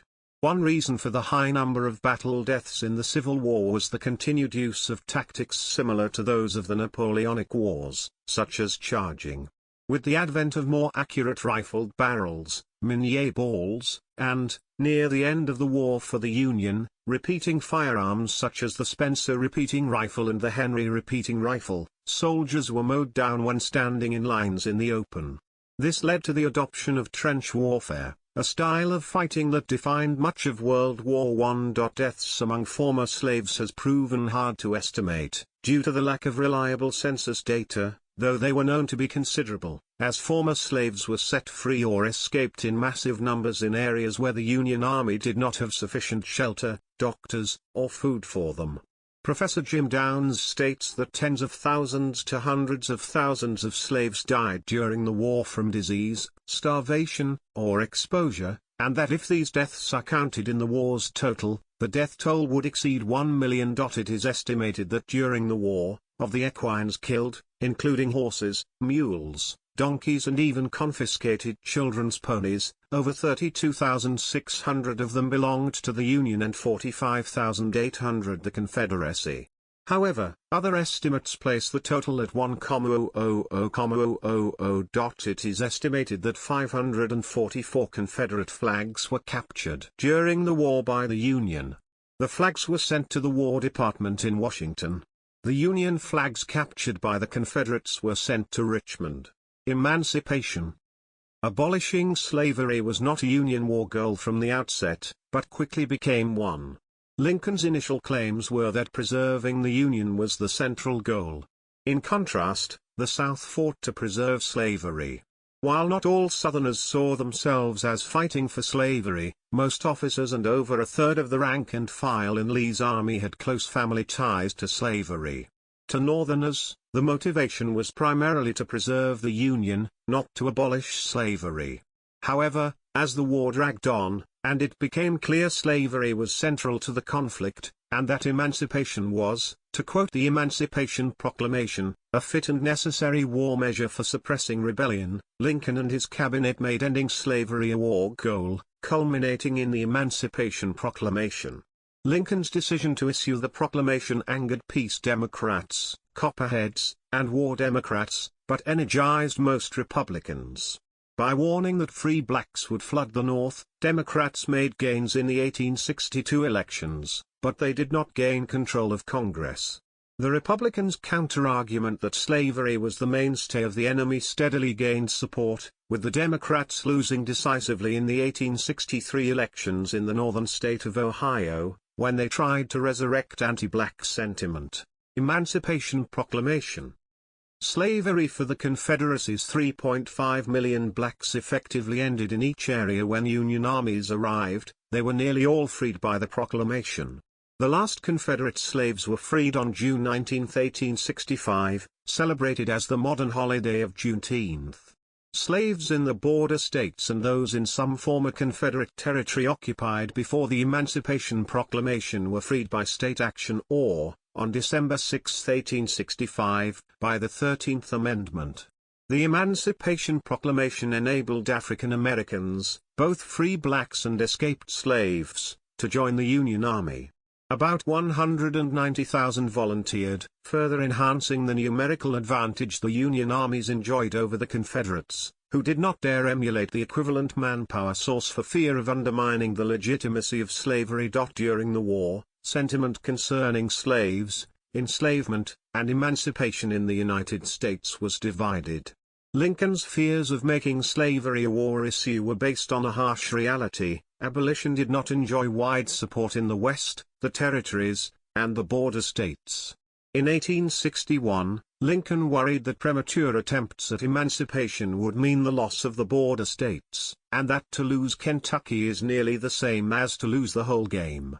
Copperheads and some war Democrats opposed emancipation, although the latter eventually accepted it as part of the total war needed to save the Union. At first, Lincoln reversed attempts at emancipation by Secretary of War Simon Cameron and Generals Fremont and David Hunter, to keep the loyalty of the border states and the war Democrats.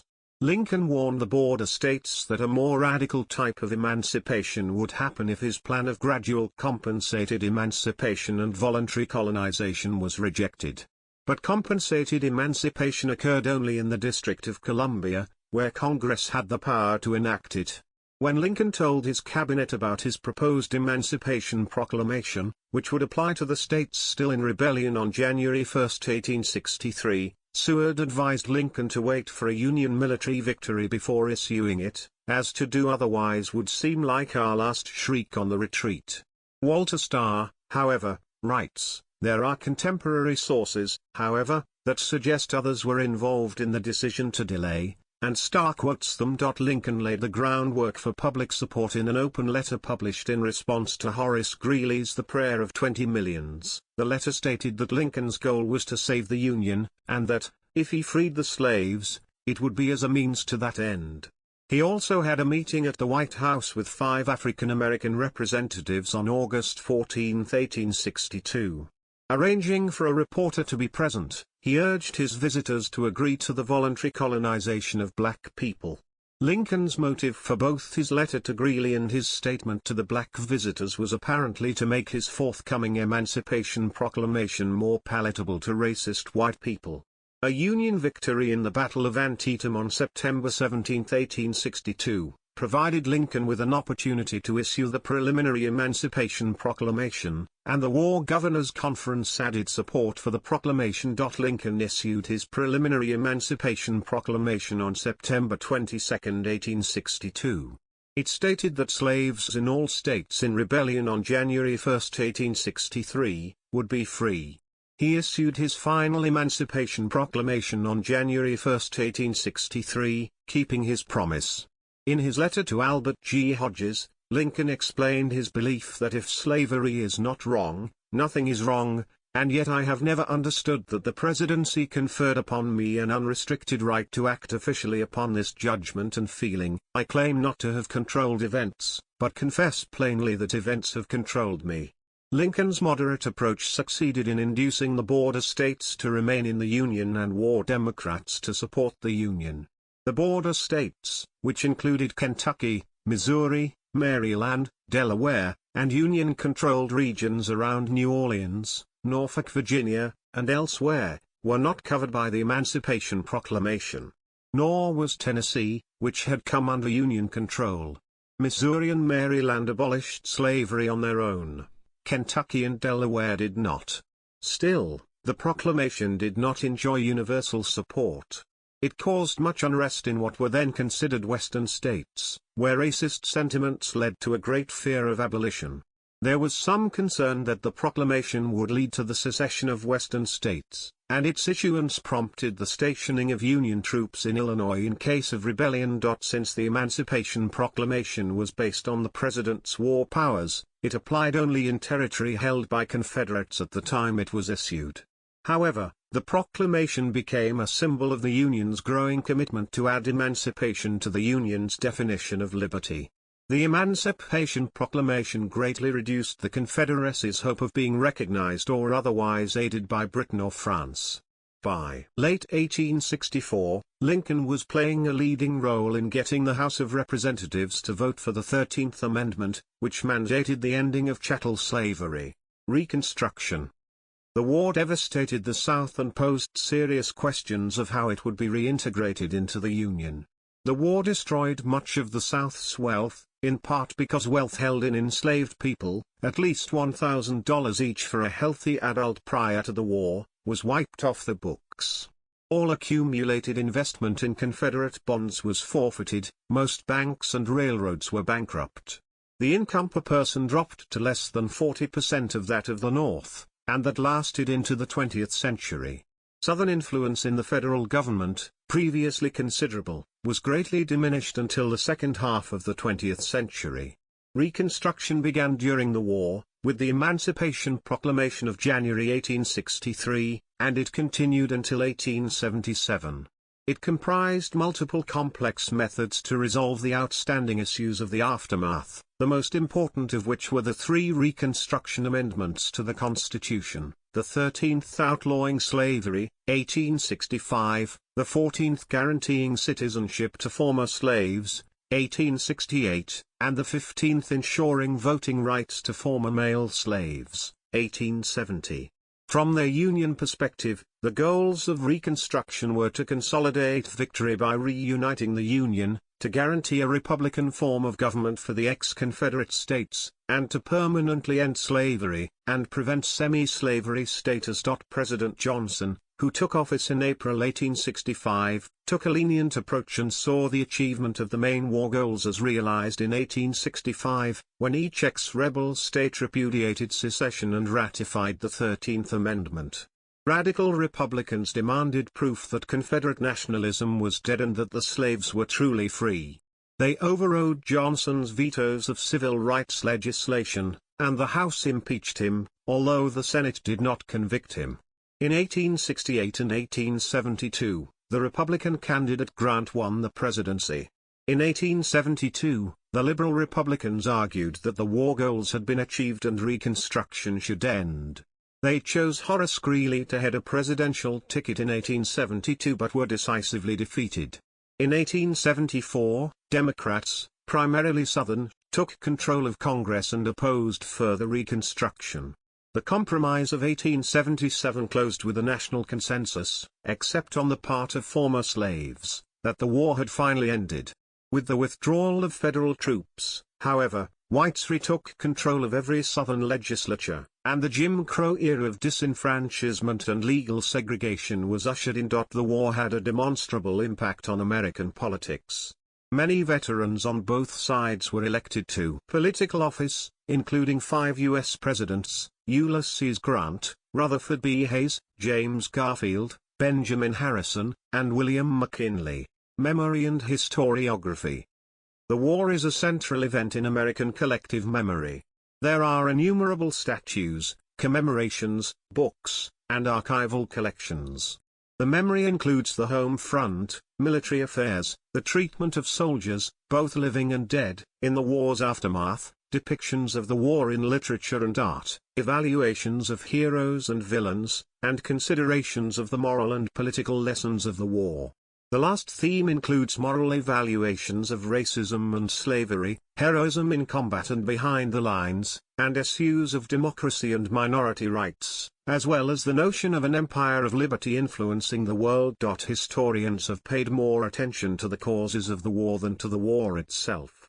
Military history has largely developed outside academia, leading to a proliferation of studies by non-scholars who nevertheless are familiar with the primary sources and pay close attention to battles and campaigns and who write for the general public.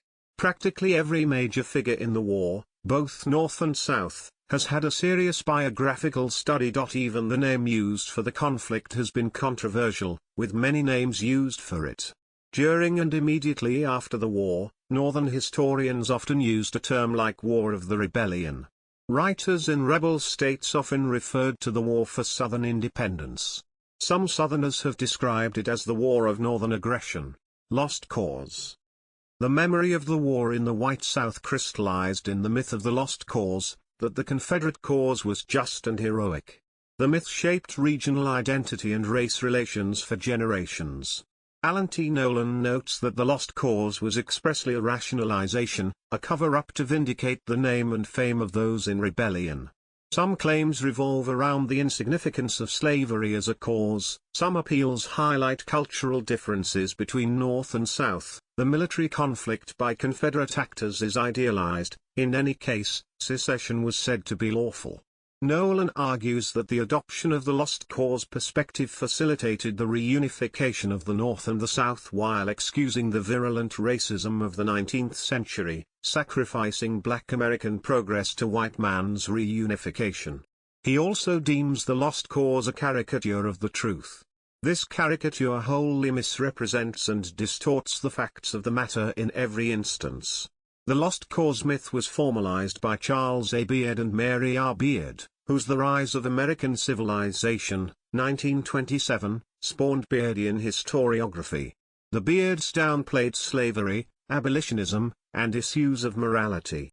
Though this interpretation was abandoned by the Beards in the 1940s, and by historians generally by the 1950s, Beardian themes still echo among lost cause writers. Battlefield preservation. The first efforts at Civil War battlefield preservation and memorialization came during the war, with the establishment of national cemeteries at Gettysburg, Mill Springs, and Chattanooga. Soldiers began erecting markers on battlefields beginning with the First Battle of Bull Run in 1861. The oldest surviving monument is the Hazen Brigade Monument near Murfreesboro in central Tennessee, built in the summer of 1863 by soldiers in Union Colonel William B. Hazen's brigade to mark the spot where they buried their dead. Following the Battle of Stones River. In the 1890s, the government established 5 Civil War battlefield parks under the jurisdiction of the War Department, beginning with the creation of the Chickamauga and Chattanooga National Military Park at Fort Oglethorpe, Georgia, and the Antietam National Battlefield in Sharpsburg, Maryland, in 1890. The Shiloh National Military Park was established in 1894 in Shiloh, Tennessee, followed by the Gettysburg National Military Park in 1895, and Vicksburg National Military Park in 1899. In 1933, these 5 parks and other national monuments were transferred to the National Park Service. Chief among modern efforts to preserve Civil War sites has been the American Battlefield Trust, with more than 130 battlefields in 24 states. The 5 major battlefield parks operated by the National Park Service had a combined 3 million visitors in 2018, down 70% from 10 million in 1970. Commemoration.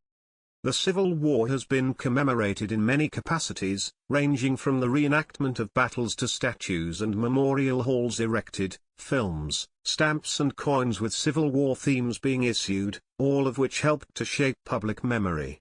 These commemorations occurred in greater numbers on the 100th and 150th anniversaries of the war. Hollywood's take on the war has been especially influential in shaping public memory, as in such film classics as The Birth of a Nation, 1915, Gone with the Wind, 1939, and Lincoln, 2012. Ken Burns's PBS television series The Civil War, 1990, is well remembered, though criticized for its historical inaccuracy. Technological significance. Technological innovations during the war had a great impact on 19th-century science. The war was an early example of an industrial war, in which technological might is used to achieve military supremacy.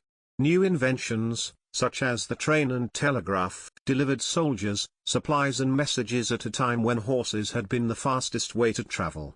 It was also in this war that aerial warfare, in the form of reconnaissance balloons, was first used.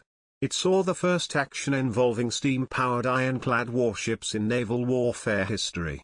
Repeating firearms such as the Henry rifle, Spencer rifle, Colt revolving rifle, triplet and Scott carbine and others, first appeared during the Civil War. They were a revolutionary invention that would soon replace muzzle loading and single-shot firearms. The war saw the first appearances of rapid-firing weapons and machine guns such as the Agar gun and Gatling gun, in works of culture and art. The Civil War is one of the most studied events in American history, and the collection of cultural works around it is enormous. This section gives an abbreviated overview of the most notable works. Literature. When lilacs last in the dooryard bloomed and oh Captain, my Captain.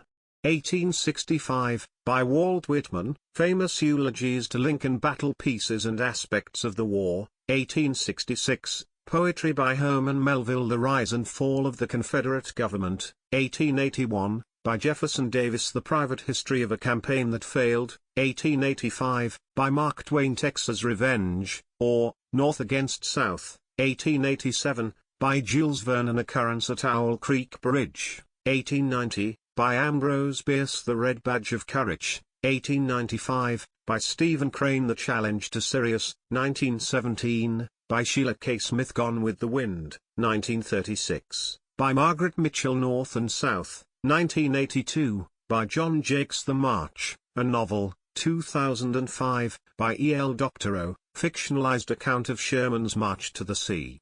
Film.